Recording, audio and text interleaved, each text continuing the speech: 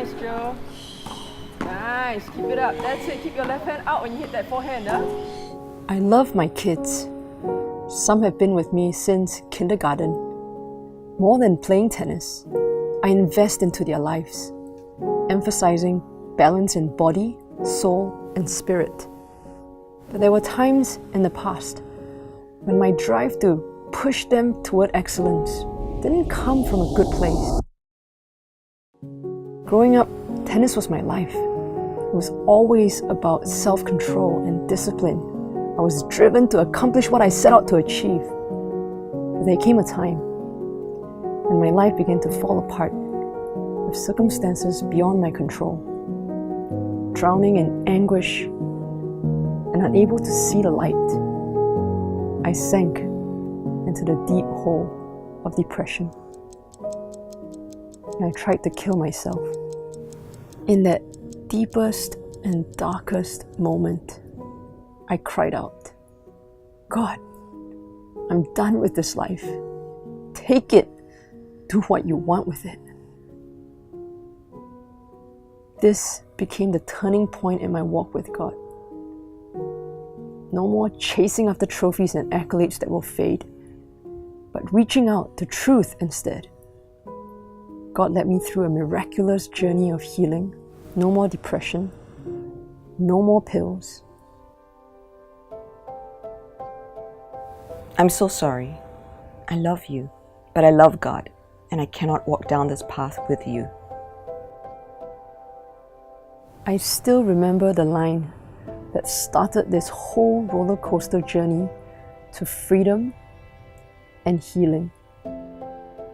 My heart was broken, shattered. I had given up my life in the US to come back to Singapore to be with the woman I love. I was devastated and confused. This was the same highly intelligent and successful woman whom I have admired since I was 8 and pursued halfway around the world. I was not going to lose her to some God of the Bible. This Christian God became my competitor.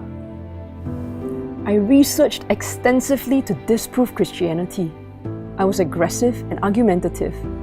I made life hell for my friend. What baffled me was that she would never retaliate. Her responses were always loving. She was patient and kind, always gentle, and never rude. Every time I would ask things like, "How can you just accept what the Bible says?" she went the distance to discuss truth with me.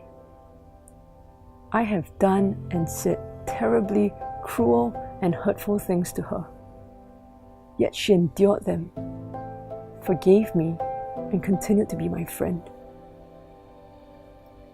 Through my discourse with her and my own research, I was convinced of the truth of Jesus Christ. I became a believer in 2006. It wasn't faith, but logical thinking. It took another 7 long years before my head knowledge of Jesus sunk into my heart as I encountered His pure and perfect love. God's love changed my whole perspective on what true love is.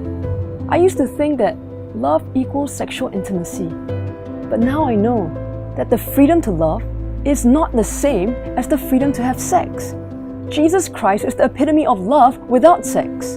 My friend exercised her freedom to love me with the love of Christ. Love does not equal sexual intimacy. True love embraces and protects the sanctity of God's original design of the human body.